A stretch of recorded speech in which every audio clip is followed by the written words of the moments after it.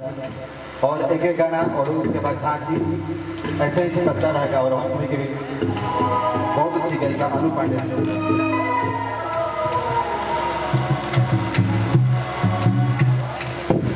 कि हवा में ताज होता है, गीतों में राग होता है, और गलती तो हर इंसान से होता है। गलती तो हर इंसान से होता है, क्योंकि चमकते हुए चांद में भी आइए भक्त जाके माई के दरबार में माई के जो हो रहा करा था हमने लोग कहना था नवरात्र में बानी गए आई थोड़ा भाव से भक्त है माई के बुलाओ ताकि हो रहा करा था कि माई फिर से सब कोई झूठ गई बार होना नहीं किया ऐसा मखलूक होना लगा था। और उनका के लिए पत्नी को ना भाव से कहो तनी माई के जो हो रहा करे था बहुत तरीके से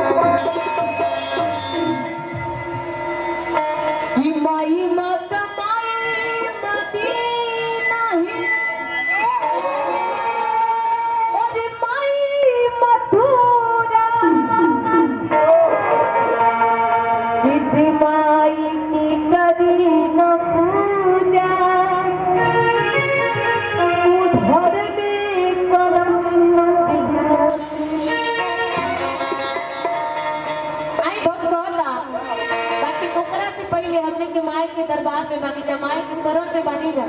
अब माई के दरबार में कोई बड़ छोटे ना होला सब कुछ एक समान सब काम की वो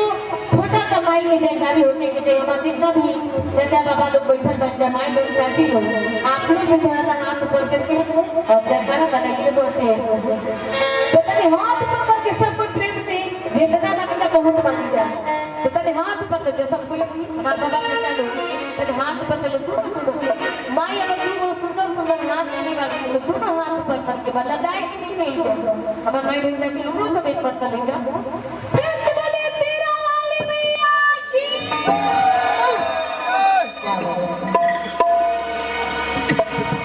आई बहुत बहुत करते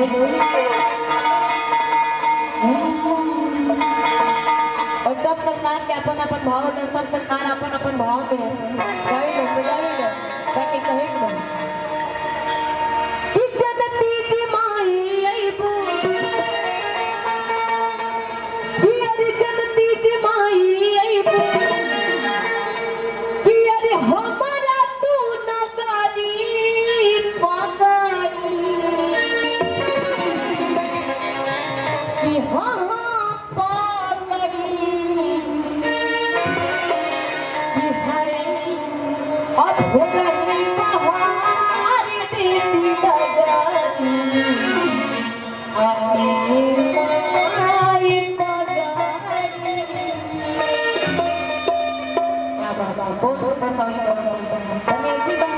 बैठे के नहीं थे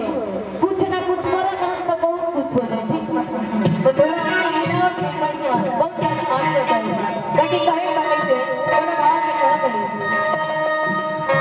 कि बोली रही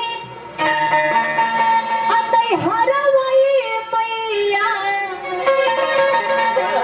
कि बोली रही कहो सुरा